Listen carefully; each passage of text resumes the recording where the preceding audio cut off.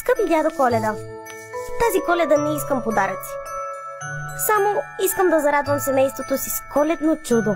И така, малката Ана хукна бързешком към пощенската кутия, за да изпрати своето писмо до дядо Коледа. Писмото, изпълнено с надежда и топлина, бързо намери пътя си до Северния полюс, а дядо Коледа и Снежанка веднага се заеха да го изпълнят. Но щяха да имат нужда от всички свои помощници. Вижте го!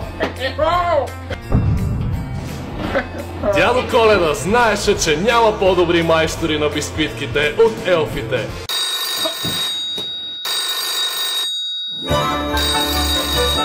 Ало! Да, Родмано! Родмано, чао!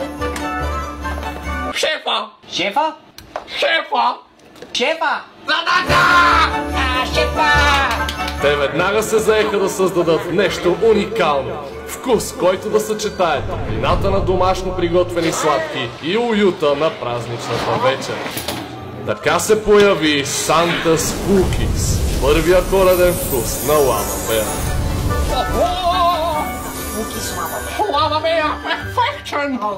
Но дядо Коледа не спря до тук. Той изпрати писмо до ледената кралица, която заедно с верния си помощник Снежко използва силата на студа, за да създаде втория коледен вкус на Лава Беар.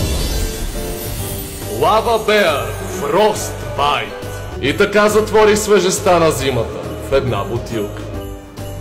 А последната част от чудото беше създадена от самия дядо Коледа и неговата вярна Снежанка. С малко коледна магия те създадоха третия коледен вкус – Xmas Magic. И така с този завършък коледното чудо беше пълно. В коледната нощ, докато светът вече спеше, дядо Коледа остави по телхата на Ана не просто коледно чудо, а цели 3 коледни чудеса.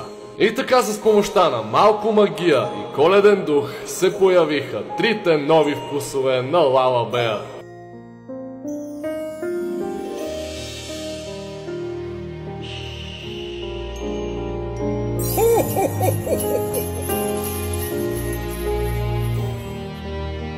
Целият екип на Лава Беар ви пожелава весели празници!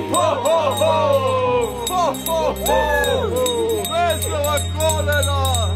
И честита нова година! Айде!